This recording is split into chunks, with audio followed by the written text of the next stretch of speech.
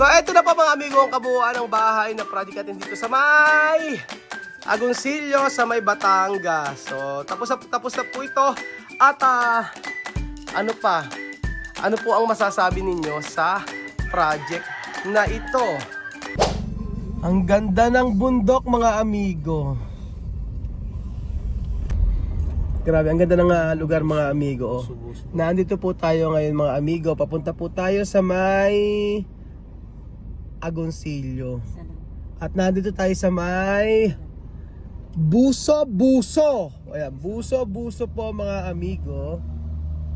Hindi ko alam kung ano yung sabihin ng Buso-Buso. Ba't naging Buso-Buso po ang lugar na ito. Pero napakaganda po ng view mga amigo. Tingnan nyo po. Nakaka-relax. Ang ganda-ganda. Ang sarap. Sarap-sarap. Ano masarap dyan? Ang saya-saya. Ang saya-saya. Malapit na po tayo sa ating pupuntahan mga amigo. At ipapaliwanag ko sa inyong mabuti kung bakit tayo napunta dito sa may Agoncillo. Tama ba? Agoncillo, Batangas. Ayan po mga amigo, bumaba po tayo. At ewan ko kung ano mga isdang inaalagaan nila dito. Siguro baka bangus po mga amigo. Ganda oh. Magandang umaga po sa inyo lahat mga amigo. At tayo po ngayon ay pupunta po sa Agoncillo. At ipapakita ko na po sa inyo mga amigo ang natapos nating project dito sa Batangas. So medyo okay naman. Hindi mo naman sasabihin. hindi naman matagal pero sakto lang ngayon. Hindi mabilis na mabilis pero basta sakto lang yung time na kung saan natapos po yung project dito. So napakalayo nito Agoncillo pero nagkaroon tayo ng project at natapos po. So for today's video, papakita ko po sa inyo kung ano ang natapos na project dito sa Batangas. So antayin niyo po ako mga amigo. Malapit na po tayo mga amigo sa ating pupuntahan. Ayan si Kuya Berjun, good morning! Good morning, idol! Welcome to my welcome to my house. Napakagandang araw po. Ayan po mga kababayan ko, nandito na po tayo sa pinagawang bahay dito po sa may Batangas. At nandito po si Kuya Berjun para po ipakita, ituro po kayo sa bahay na natapos.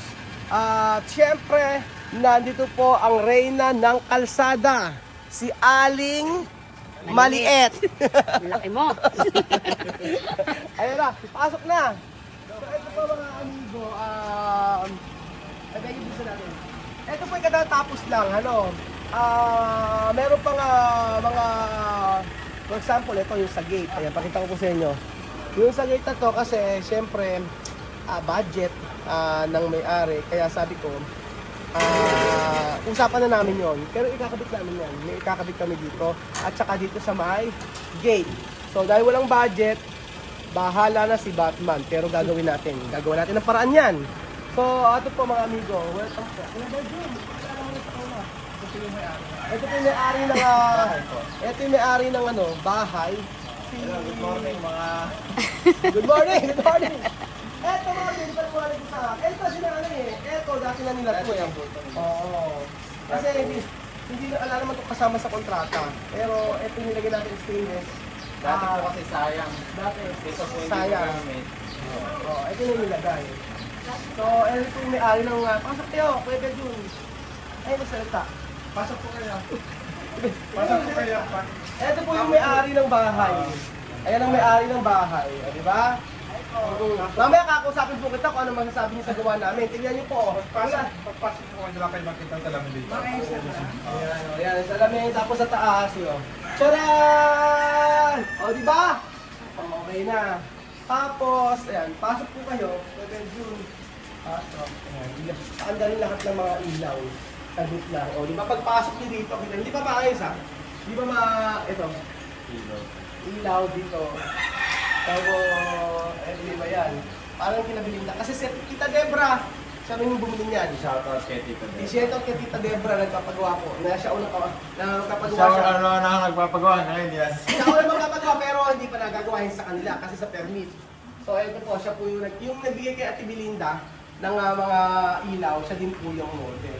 Kuya Benjo, no? Hindi ko na magpaano ka sa Ito po yung side room. Ano? Tapos Side ito room. yung main sala po. Ito yung salas Ito mo. yung sala po. Oo. Kung lang po siya, meron po siya na May CCTV pa. positive na po siya.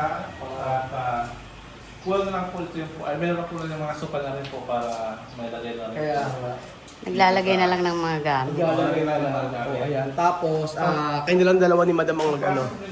Dito muna tayo kay Beljun. Kayong dalawa nilang mag-tour. Hindi, okay na. Kayong tatlo mag-tour. Ayan, ito po yung ilaw mga amigo. Kita nyo po. At saka ito, ang kanilang Awning window. awning window. So, Blinds, curtain. ayan. Ala pa yung mga gamit kasi aayusin pa nila, lilinisin pa nila. Pero nakahanda na. Pero nakahanda na. O magtabi kayong dalawa. Parang, tapos, Dito yung kayo papasok sa mga kwarto. ano tawag dyan sa papasok na yan? Hallway. Hallway. Hallway. O, pasok kayo sa hallway, dali. Punta kayo sa may, Oo, di ba? pack. Sila po, binawasan ng bubilyat masyado na malakas sa kuryente. Pinawasan ng bubilya. Hindi, joke. Wala pang bubilya. Yung dalawa po. O, ayan. O, di pas dito. Ano tawag dito? Ano to? Dito. Ano po ito? Pinaka parang ano lang, yung storage. Storage. O, Pero pwede. kung sabi nga namin, kung pwedeng i-customize na as display na ano, pwede Oo. rin. Sa kanila na po yan kung ano po yung gusto. Pero alam mo gagawin ko niyan kung ako? Ang gagawin ko dito, cabinet.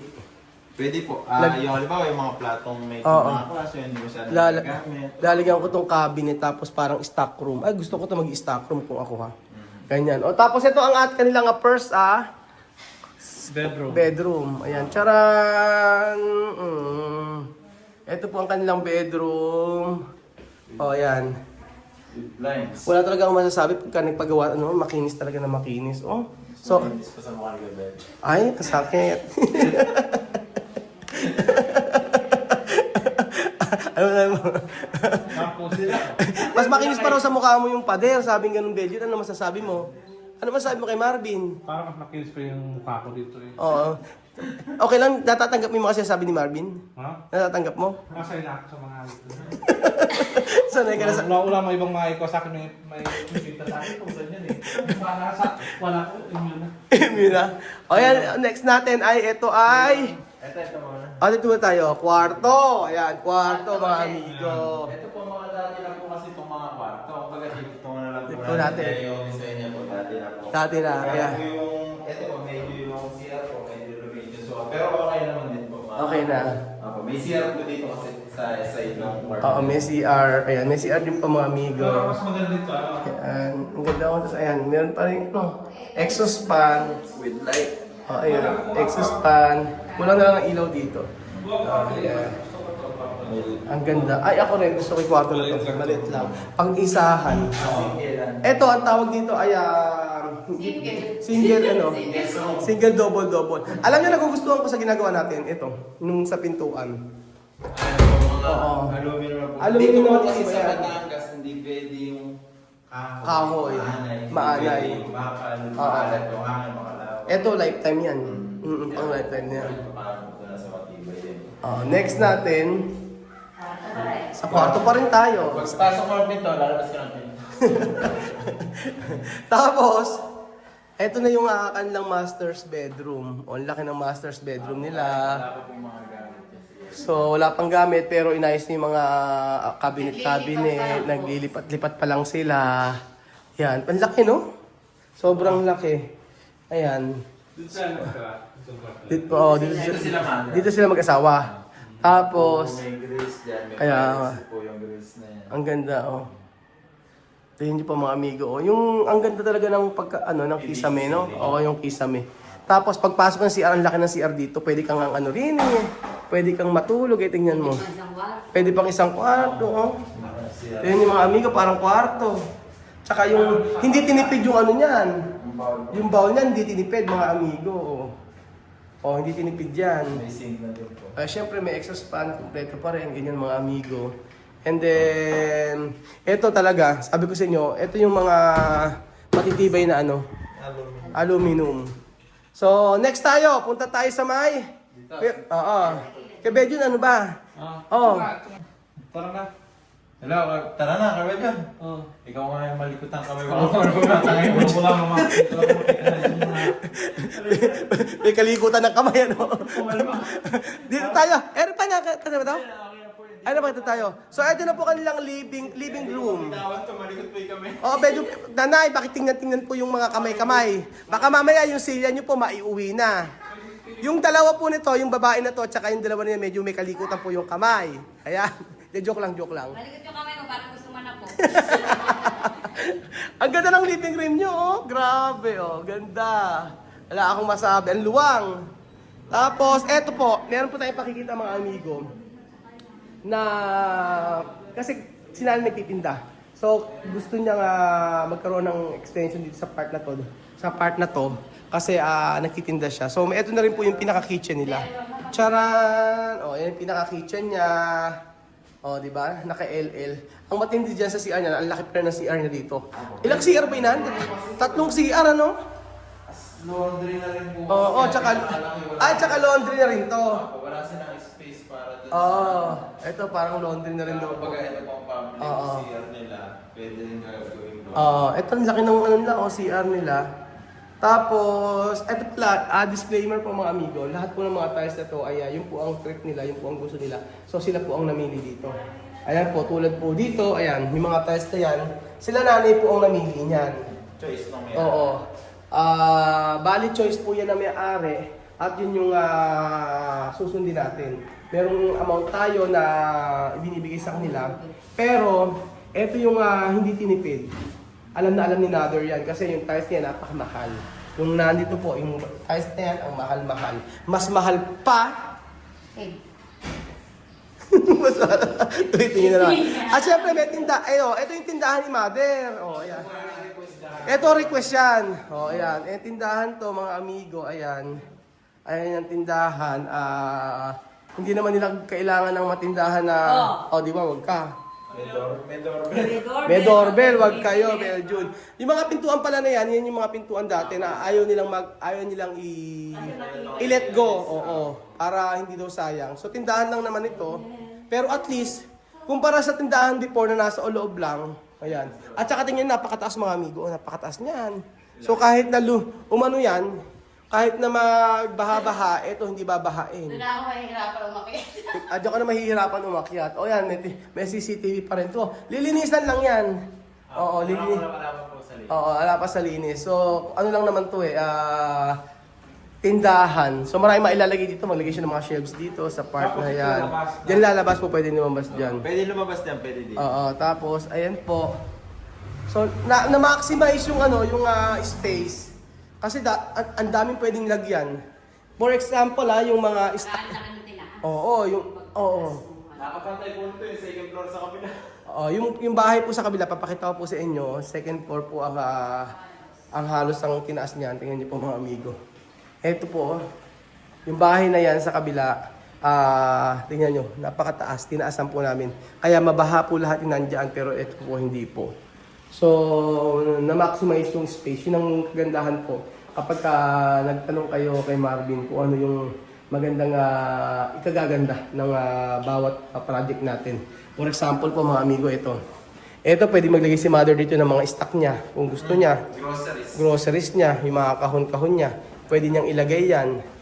And then, syempre, dito po, kita niyo po. May pa-sprite tayo. Sindihan natin yung ilaw. Sindihan yung ilaw na ipakita, ma-flex yung napakagandang Sindihan nyo ng ilaw. Ayan, ayan po. Ala, ilaw dito. Ewan ko. Ayan, ayan na. Tapos, sa taas po, mga amigo, pakita natin. Sa taas niyan, pakita natin. Ito na po kasi yung natapos. Kompleto na po yan. Ang wala na lang po, ito. Ayan, yan. Ayan po. Tapos, kami na lang ni Marvin na sige, inom lang kayo, Kaya nyo yan. Ayan. Ayan. Tapos, binakura namin yan, mga amigo, dito sa part. Ayan, binakura namin. At yung sinasabi ko po sa inyo na ginawa namin. Oo. So, pasok kayo dito. Pinatawag ko kayong lahat. Ayan. Ayan. Ayan, kitang-kita nyo po lahat ng mga kapitbahay. Ayan. Pinatawag ko kayong lahat. May meeting tayo, mga kabarangay Agoncillo. Nag-iingay dito. Ito siya sabi ko, mga amigo. Ito kasi Ayan. makita yung Oo, kita nyo yung Taal Volcano. Kasi Taal, hindi ko makita. Doon. Hindi, pag daw kasi masama yung ugali mo, hindi papakita sa'yo. Pag ano? Hindi mo makita. Ayun, kitang-kita ha. Saan ba? So, yung taas. Ang Taal Volcano pag di nakikita, masama daw ugali. Kaya pala hindi nakikita ni Belgium, tsaka ni Madam. Lalo si Madam. Sabi ko sa'yo, ayun, asan? Sabi ko. Pero ang ganda ng ano, di ba? Oh. Yung mga tiles na yan, option ng may-ari yan. Dito magkape. Sarap ditong mag-badminton. Oo, kita-kita mo, itulok mo yung mukha mo. Dali, lakad na. Pababa. So, ayan, let's go. Kitang-kita niyo po yung mga kapitbahay nila. Ayan po lahat sa rooftop nila. Ayan po. So, eto na po mga amigo ang kabuuan ng bahay na project natin dito sa may Agoncillo sa may Batangas. So, tapos na po ito. At ano pa? Ano po ang masasabi ninyo sa project na ito? So, andito po si Nanay. Ito po si Nanay na kung saan siya po yung nag-TS nagtiyaga na magbantay-bantay dito. At syempre si Nanay po. Nanay po si Ate Russell. Alam niyo po, ito yung grabing pinagdaanan nila dito nung nagkaroon ng bagyo. Ano po masasabi niyo sa katapusan ng bahay na to? Maayos naman ho. At kahit na, halimbawa, may dumating na bagyo, ay makakatulog na kami ng maayos. Kasi mataas, ano? Hindi na kami mag-aalala. Ano naman kayo? Satisfied naman kayo? Oo, Masaya-masaya naman kayo? ayos na yun. Ba't ayos lang? Parang hindi kayo happy? Masaya. Masaya. Mano lang si nanay pagsasalita. Parang Dati siya lani. Nung kausap ko si dati, naiiyak-iyak pa eh. Naiiyak siya kasi yung di ba yung pinagdaanan nyo. Ay, oo, ayaw ko na maalaala yun. Oo, maalaala. Kasi si Ate Russell po na nasa Rosel, na nasa may Canada. Sa totoo lang po, pagiging OFW hindi madali yan. Etong bahay na ito na yan, ipinagawa ay hirap. At saka ganyan ngayon may COVID yata, Nagka-COVID. Nagka-COVID si Ate Russell ngayon. Kaya sabi ko, yung mga OFW nagpapagawa ng bahay, ikatiwala niyo po sa mga maayos na kontraktor at para matapos po yung project.